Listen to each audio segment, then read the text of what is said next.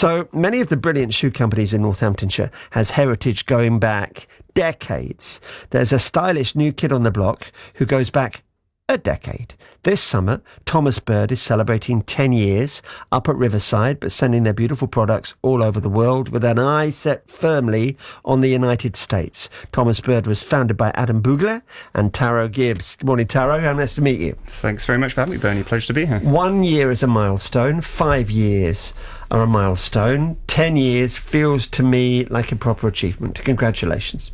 Oh, thank you very much. Yeah, it's been quite a journey to get to this point. Relatively small team still. We have 6 members of staff locally employed at Riverside, as you say.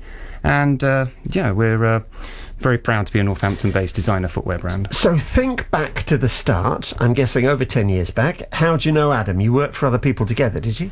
Yeah, so Adam is a very talented web developer, and he actually built my website all those years ago for a different shoe company. But it was 10 years ago that we spotted an opportunity or a gap in the market, if you like, and that was to bring to market a collection of English-designed shoes, specifically made in Italy, and with the hand finishing in the patina and beautiful silhouette.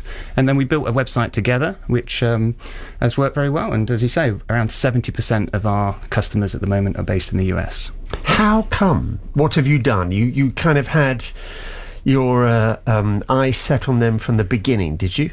Not really, no. It wasn't out of choice. It's just, I think the Americans, they appreciate, handmade, beautiful classical English styling. So think of your Oxford brogue, or a lovely slip-on Chelsea boot, or a step-in penny loafer. They do love those styles. And the unique thing with Thomas Bird is that we use crust leather, which is different to the majority of shoe manufacturers, because crust is like a blank canvas, and our artisans in Italy, they build the layers with special dyes and brushes and sponges, and that really gives the shoe a level of pop that I think the Americans really quite like. So how do you find those artisans then? Once you had this idea in your head that this is what you were going to do, then was it a matter of taking trips to do recce's out to Italy? It was, yeah. Fortunately, my father has been in the shoe trade all his life as well, over 50 years of experience. He speaks fluent Italian, so, certainly with his guidance, it was a case of having several trips out there and going to international shoe exhibitions and finding the right manufacturer. Were you always going to do this because of your dad? Was it always fashion and style and menswear? I think so. I've been immersed in that sector or field, if you like, for my entire life. So it was probably only a matter of time before I followed in his footsteps. But he's obviously taken a back seat now in the business, and it's Adam and I that run it, and we're very proud of what we've managed to achieve. And what's at the heart of it is this idea of style. Thomas Bird is built on your idea of style. Now, there are a few shoe companies here who have us on listening now, so be very careful. Sure. Taro, I have a lot of Northamptonshire shoes myself, and I would say that Geoffrey West has enormous flair. I would say that George Cox has their rebellious streak. I put on my Crockett & Jones and I feel like $1 million. The difference is you wanted Italian style. Can you look at people with your expert eye and think, you're Italian? I think I think I probably could. I mean, they are known. They can be a little bit extreme, to be honest, Bernie. They can peacock a little bit too far. Can they? Well, you've got to be careful. Well, that's why we have the English component in our design. That we kind of tailor things back a little bit. You rein them in a little bit. Yeah. I mean, the brands you mentioned, they're absolutely fantastic. I've had the pleasure of working with the majority of Northamptonshire shoemakers, and they definitely have a place in the market. We're just slightly different, that's all. I mean, we don't rule out making shoes in the UK one day. That would be fantastic for the future. But yeah, we're the Italians are known for what they call the Blake stitch construction, which is different to the Goodyear welt. So the Goodyear welt is certainly more robust. It can definitely last a lifetime, and they're very reliable shoes. But the Italian Thomas Bird shoes that we have, the Blake stitching is a little bit more how would I put it, refined, lighter weight, a little bit more comfortable without having the need to break them in so much. They are beautiful. You brought in 3 pairs of shoes in your bag. You make the bags, don't you? You sell those. Yes, you have accessories. You do belts. We do, yeah. You've clearly been on the website. That's right. Adam. I love it, Taro. It's fantastic. So let's take the one on your left. That one there. The colour. See, on your website, if you go on Thomas Bird's website, it's tblon.com. That will take you there, and flick through the shoes. You will see blues and browns and plums and reds and greens, scarlet reds. Colour is a major selling point, is it? It is, absolutely. Yeah. Our customers around the world, we encourage them to fill in feedback surveys, and they always say colour is definitely one of the major, decision makers, and it makes sense. It makes them stand out when they're online. Because my dad, he's gone now, but my dad was born over 100 years ago, and his shoes were either black or tan, and that was it. In the 50s, 60s, 70s, that was it for men of a certain age, wasn't it? Absolutely. Yeah, and things have moved on now, even from the colours that we offer. It's becoming much more casual now. So you can go out in the business environment, or even a special occasion, and wear a nice suit or formal trousers and wear white cup-sole shoes. Yeah. And I think that's a really big disruptor in the market for sure. Yeah. The Benson is beautiful in Oxford Oxblood, and that's a beautiful colour. And I would say it looks simple.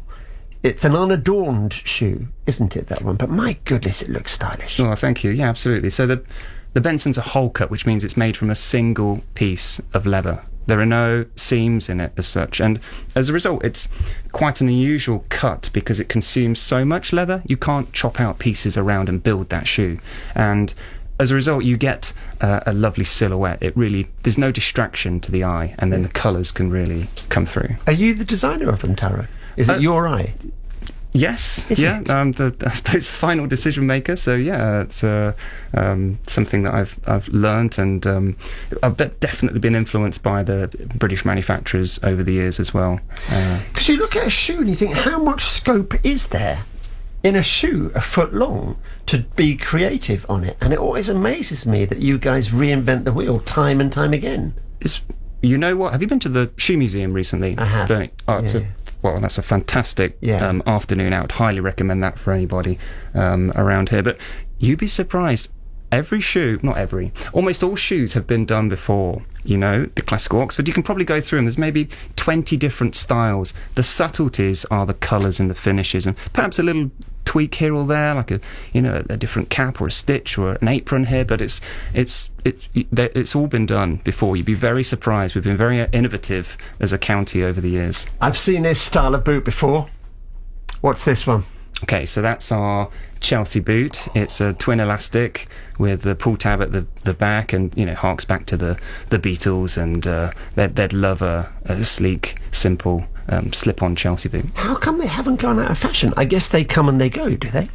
I think there's a practical element to it. The fact that you don't have laces on that boot, it gives good support around the ankle, the elastic there, and some people like just a more hugging, that sort of feel around their foot. So it's practical, but also it's really smart. And when you're wearing them with trousers, you can barely tell it's a Chelsea boot. It's This is beautiful. This is brown suede.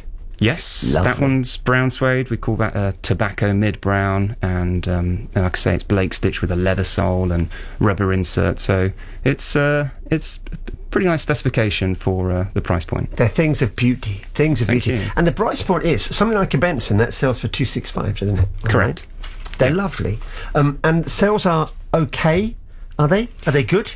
Sales are good. Yes, they're good. No complaints at this end. We do export. $265 is not an insignificant amount of money. Don't get me wrong. It's but we see them more as investments. If you buy the right pair of shoes, you look after them. If you rotate them and use shoe trees and polish them, they can really last many years. So it's better to pay for a good quality pair of shoes and enjoy them over a long period of time. Because I look at this one and I think, if I had this would outlast me now. This would go longer than me. And that is the thing, isn't it? If you go cheap, you go short. That's the thing. It is, exactly. But having said that, we've got customers that have bought, I think our number one customer's bought 24 pairs of Thomas Bird shoes over the course of 5 or 6 years. They just collect them, so goodness knows how he's getting through that many. But we love that customer, don't we? Yeah. We love them.